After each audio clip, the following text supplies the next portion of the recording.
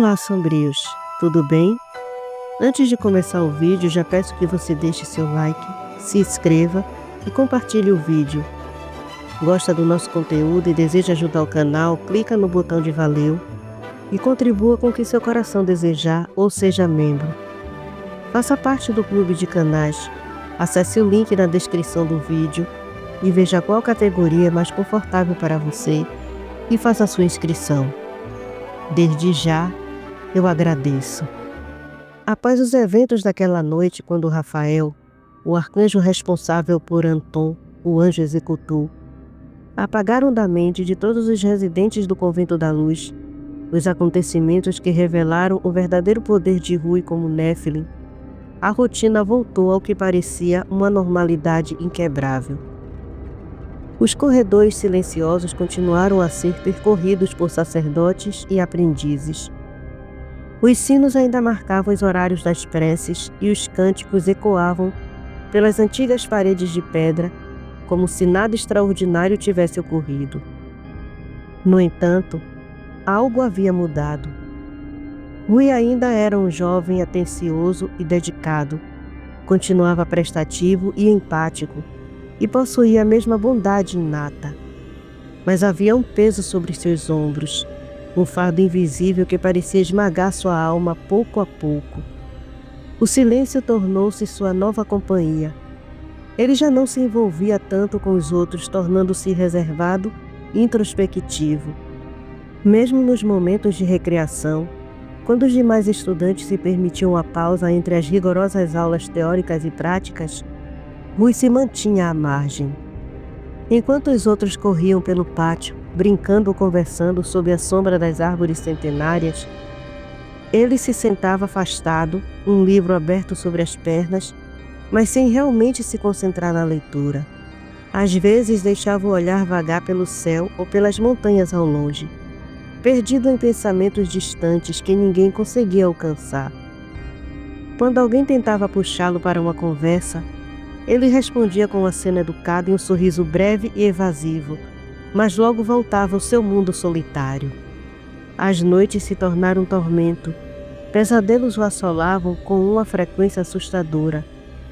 Mas ao despertar sobressaltado, o corpo encharcado de suor e a mente acelerada, tudo o que restava era um vazio em sua mente.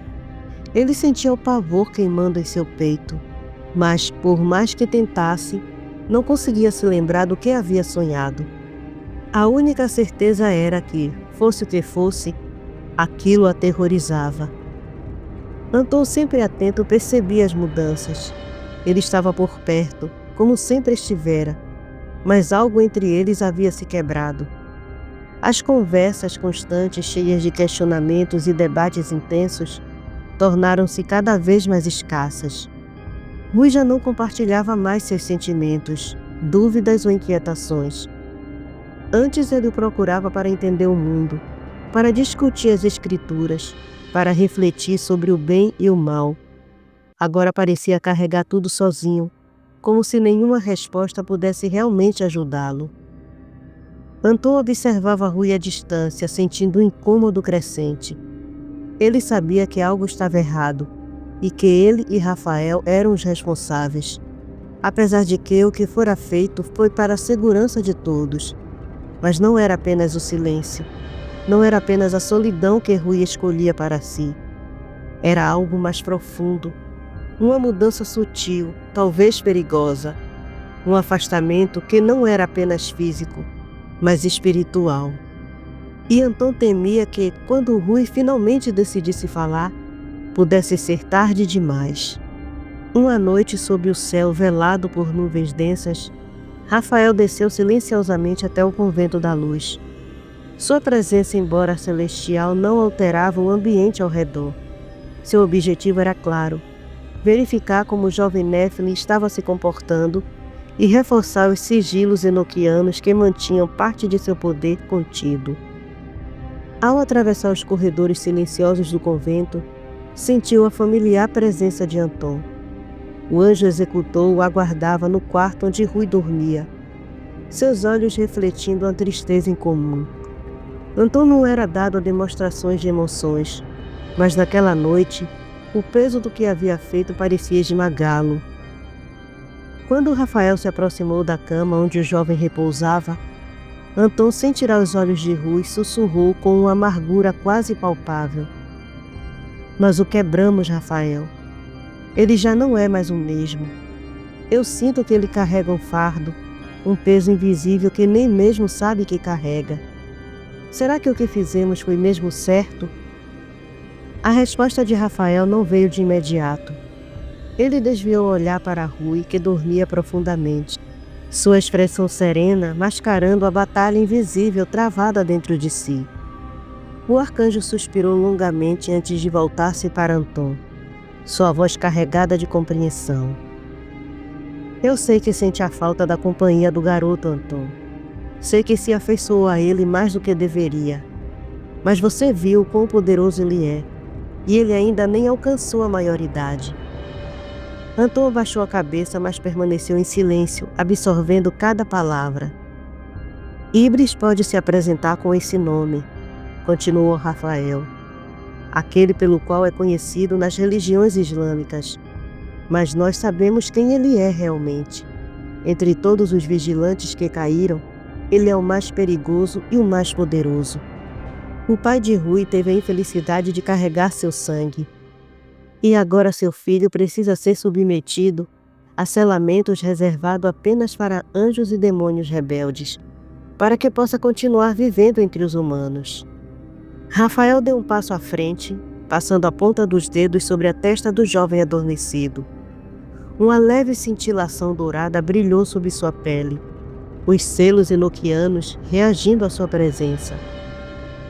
"Por isso não se sinta triste ou culpado, Anton", prosseguiu o arcanjo. "O que fizemos foi para o bem do garoto. Foi uma medida drástica, sim, mas necessária. Se não o tivéssemos contido, você sabe muito bem que a sentença para ele seria outra." Anton fechou os olhos por um momento, deixando escapar um suspiro pesado. "Agora me ajude a reforçar os sigilos. Isso precisará ser feito de tempos em tempos, até que ele esteja pronto para dominar o que realmente é, ou até que as ordens mudem." Anton hesitou por um instante, mas assentiu. Com um movimento fluido, ergueu a mão e recitou palavras ancestrais em enoquiano. As marcas seladas no corpo de Rui brilharam intensamente, como inscrições divinas queimando sob sua pele antes de se apagarem novamente. Rafael fez o mesmo, desenhando no ar símbolos que se fixaram sobre o jovem adormecido como correntes invisíveis. Uma aura prateada envolveu Rui por alguns instantes, antes de desaparecer completamente. Quando terminaram, Anton recuou, olhando para Rafael. "Quanto tempo ainda poderemos mantê-lo assim?" O arcanjo observou Rui mais uma vez, seu olhar distante, talvez prevendo o inevitável. "Não sei, Anton. Não tenho todas as respostas. Há limites para mim, assim como há para você."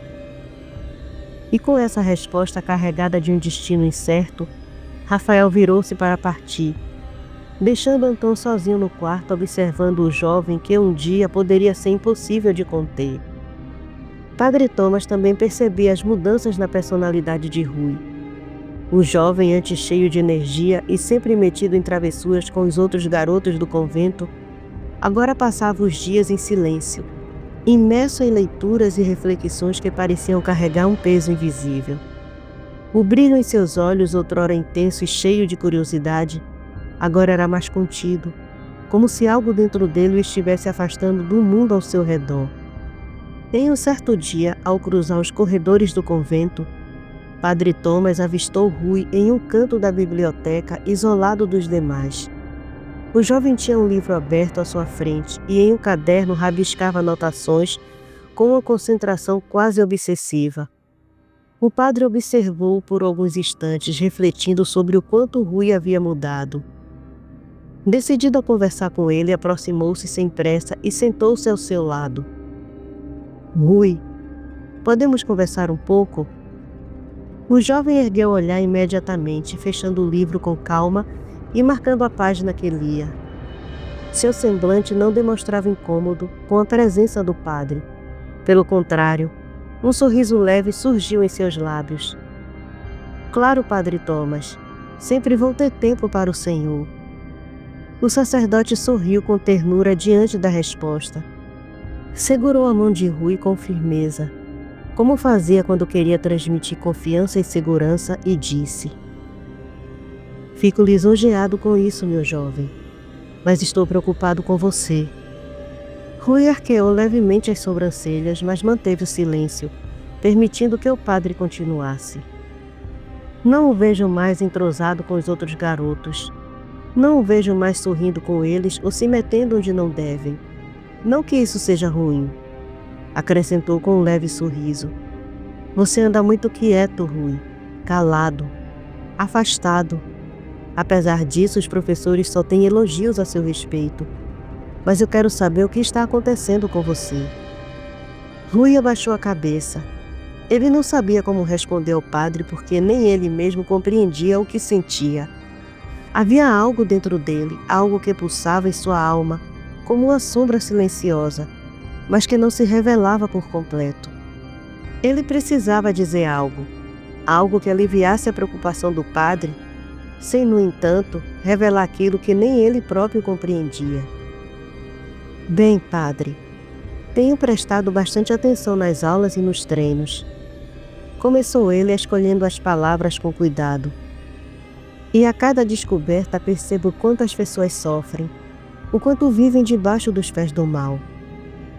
Fez uma pausa apertando levemente a mão do sacerdote, como se buscasse apoio para continuar.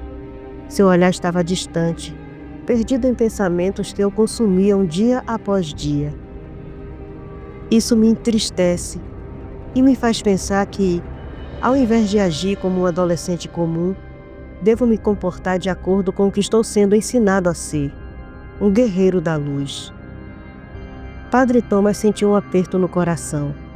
Ele compreendia o peso da missão que Rui carregava, mas também sabia que o jovem não deveria perder sua essência tão cedo. Me sinto estranho, padre. Nem triste e nem feliz. Apenas vazio. O padre franziu o senho. Aquelas palavras o preocupavam. Rui hesitou por um momento, seu olhar desviando para os lados antes de continuar, como se temesse que alguém pudesse ouvi-lo. E tem mais uma coisa, padre. Eu não sei se devo falar. Seu tom de voz tornou-se quase um sussurro, e ele olhou ao redor de maneira cautelosa.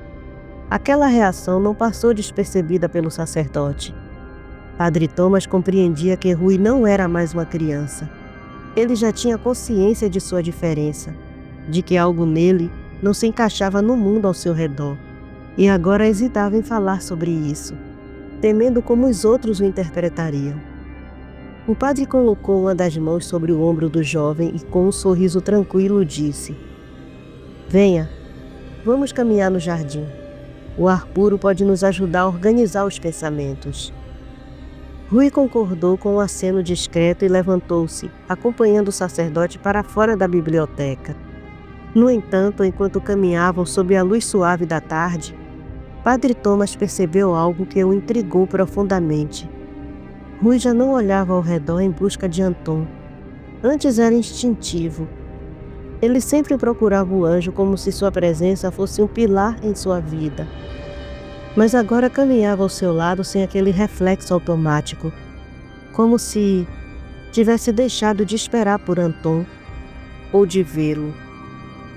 O padre não comentou nada. Sua mente estava repleta de perguntas.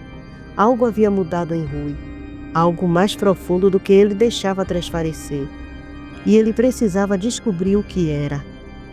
Enquanto caminhavam pelo jardim, Anton os seguia em silêncio, mantendo-se poucos passos atrás. Seus olhos etéreos observavam Rui com uma tristeza velada, um pesar que crescia a cada dia. Ele compreendia melhor que qualquer um os motivos por trás da mudança do jovem, pois enxergava o que os outros não viam. Rui não estava apenas amadurecendo ou se distanciando, ele estava se transformando. O anjo sabia que aquele afastamento era necessário para que Rui continuasse vivo, mas isso não tornava a situação menos dolorosa. Desde que fora enviado para protegê-lo, Anton acostumou-se com a amizade sincera do garoto, com a forma como Rui lhe dirigia palavras carinhosas e interagia sem reservas. Agora, tudo parecia diferente. Nos últimos meses, Anton percebia que Rui hesitava antes de olhar em sua direção, como se temesse que sua simples presença fosse um fardo, e aquilo o machucava. Caminharam em silêncio por um longo tempo, o som dos passos abafados pela grama úmida sob os pés. A brisa fresca soprava suavemente entre as árvores, carregando consigo o perfume das flores do jardim. Rui mantinha o olhar fixo no chão, absorto em pensamentos que pareciam cada vez mais sombrios. Foi Padre Thomas quem quebrou o silêncio, sua voz serena, porém carregada de curiosidade e preocupação. Ainda consegue ver o Anton? Rui parou abruptamente. A pergunta o pegou desprevenido. Seu coração acelerou por um instante e ele mordeu o lábio inferior, relutante em responder.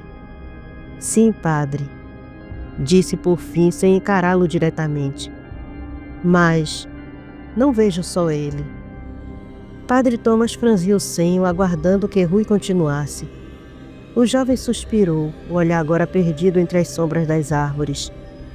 Vejo os outros também. Vejo os demônios. Sua voz falhou levemente e ele engoliu em seco antes de continuar. Vejo as almas das pessoas manchadas pelos pecados capitais. Anton fechou os olhos por um instante, sentindo o peso das palavras de Rui como uma lâmina em sua própria essência. Ele sabia o que aquilo significava. Rui não estava apenas vendo o mundo espiritual, ele estava compreendendo. Padre Thomas permaneceu em silêncio por um momento, absorvendo a revelação. No fundo, não estava totalmente surpreso. Ele sempre soube que Rui era diferente, que sua alma estava entrelaçada ao divino de uma forma única. Mas ouvir da boca do próprio garoto que ele enxergava não apenas anjos e demônios, mas também a corrupção dentro das pessoas, o preocupou profundamente. Isso poderia ser um fardo insuportável para alguém tão jovem. O padre parou de caminhar e virou-se para Rui, colocando a mão firme em seu ombro. Não se assuste com isso, filho, disse com um tom firme, mas ao mesmo tempo acolhedor.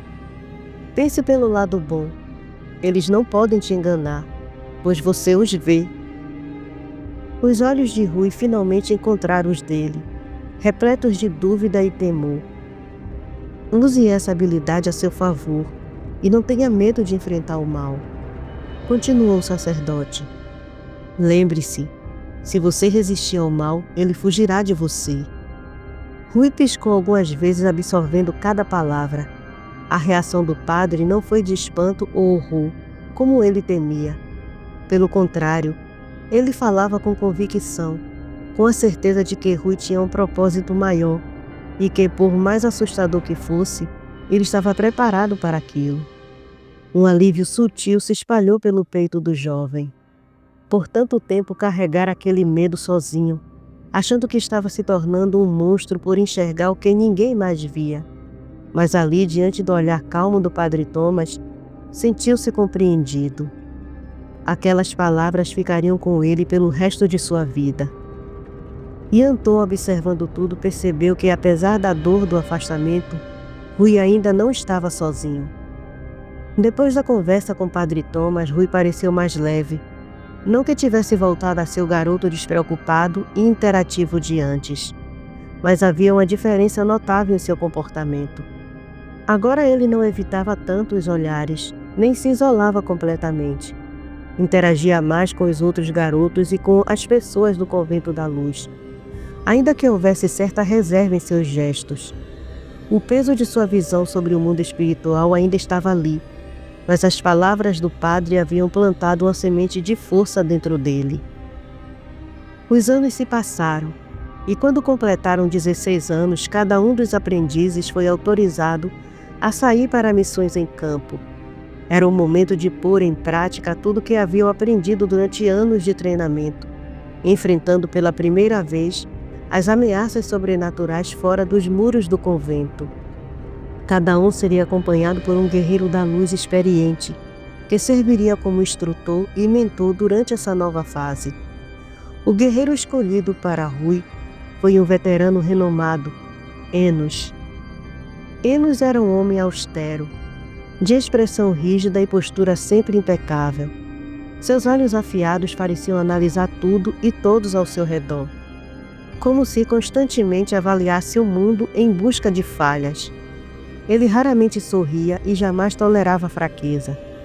Sua reputação era impecável entre os caçadores, e ele havia sido escolhido pessoalmente pelo bispo Emanuel para treinar Rui.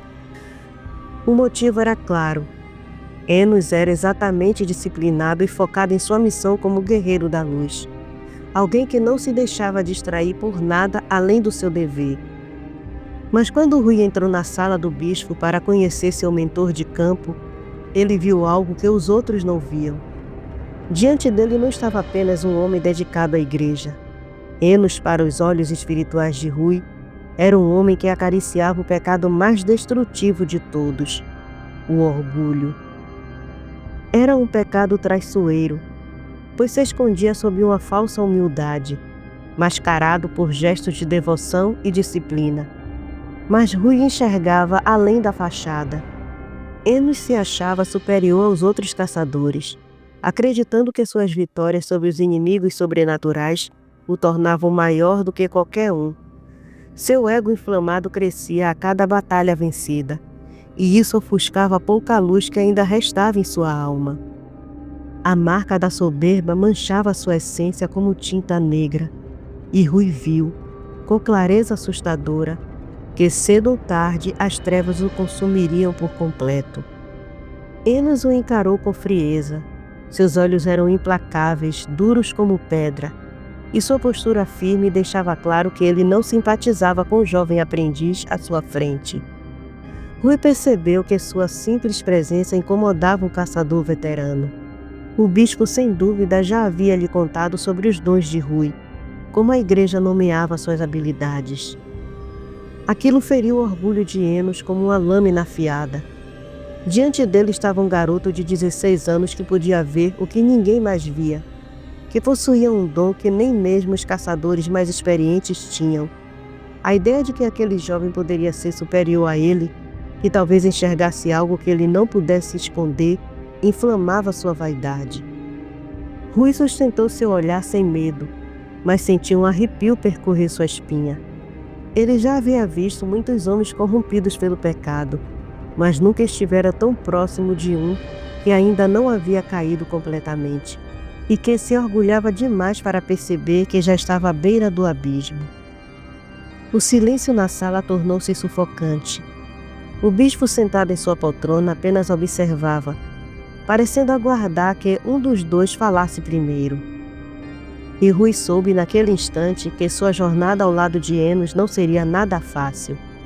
Enos então perguntou sem cerimônias, sem medir as palavras, sua voz carregada de desdém e julgamento. Com todo respeito, eminência, mas acha seguro expor o filho do diabo ao mundo, onde não estará protegido da influência do mal? O tom cortante da pergunta fez o ar na sala parecer mais pesado. Rui sentiu o impacto daquelas palavras como uma lâmina fria atravessando sua pele. O filho do diabo. O insulto o pegou de surpresa. Ele já havia sido chamado de muitas coisas ao longo da vida, mas ouvir aquilo da boca de um guerreiro da luz, alguém que deveria ser um protetor contra as trevas, trouxe uma sensação amarga ao seu peito. Por reflexo, seu olhar se voltou para Anton, buscando nele algum conforto que há muito tempo evitava pedir.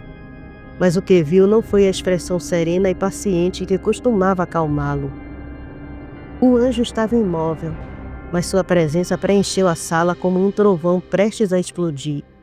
Seus olhos dourados ardiam em fúria pura, fixos no caçador veterano como se pudesse perfurá-lo com um único olhar. Sua postura rígida, os músculos tensos e a mandíbula travada denunciavam sua indignação contida. Era como se Anton estivesse prestes a arrancar a língua de Enos com as próprias mãos. Um anjo prestes a manifestar toda a cólera divina sobre aquele que ousara insultar Rui daquela forma. A cena foi tão inesperada que Rui não conseguiu conter o riso. Uma gargalhada baixa e irônica escapou de seus lábios antes que pudesse se controlar. O som ecoou pela sala como uma afronta, atingindo Enos como uma bofetada. Seus olhos se estreitaram, sua expressão endureceu ainda mais, e sua voz se ergueu em reprimenda afiada. Não seja debochado, rapaz. Você está diante de seus superiores. Deveria ter mais respeito. O tom autoritário de Enos poderia ter intimidado qualquer um ali. Poderia ter feito Rui baixar a cabeça, se desculpar ou simplesmente silenciar para evitar problemas. Mas algo dentro dele queimou. Uma revolta cresceu em seu peito como uma tempestade prestes a desabar. Não era uma explosão de raiva, não era um impulso cego. Era algo profundo, algo antigo, algo que ele sempre sentira ao olhar para aqueles que se escondiam atrás de máscaras de virtude enquanto apodreciam por dentro. Ele ergueu a cabeça e olhou diretamente nos olhos de Enos. Seu olhar intenso, afiado como uma lâmina recém-forjada. Sua postura se tornou firme, sua voz saiu baixa, mas carregada de uma autoridade assustadora.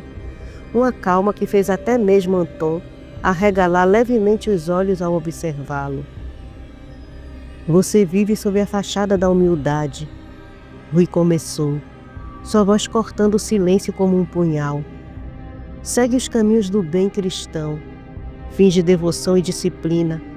Empenha-se em sua missão como guerreiro da luz. Mas a verdade, Enos, é que a luz já não rege sua vida.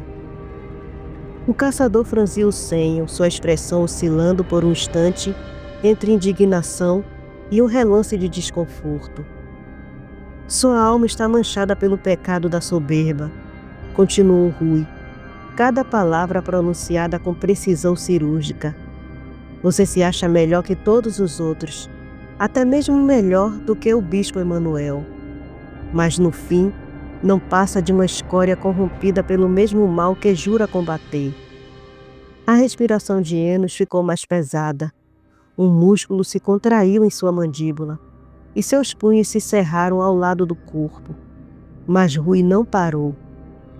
Ainda há esperança para mudar seus caminhos, disse ele, sua voz ecoando como um julgamento inevitável. Mas será uma luta árdua, porque se não resistir, se continuar alimentando seu orgulho, você estará convidando o príncipe da soberba para habitar seu corpo. O silêncio na sala tornou-se absoluto. E quando isso acontecer, Rui concluiu com uma tranquilidade que beirava o profético. Será tarde demais. Enos o encarou, seu rosto rígido como pedra, mas seus olhos denunciaram algo que ele jamais admitiria: medo. O bispo Emanuel permaneceu quieto, observando a cena com um olhar pensativo. E Anton, parado ao lado de Rui, agora tinha um pequeno e sutil sorriso no canto dos lábios. A guerra entre a luz e as trevas não era feita apenas de batalhas físicas.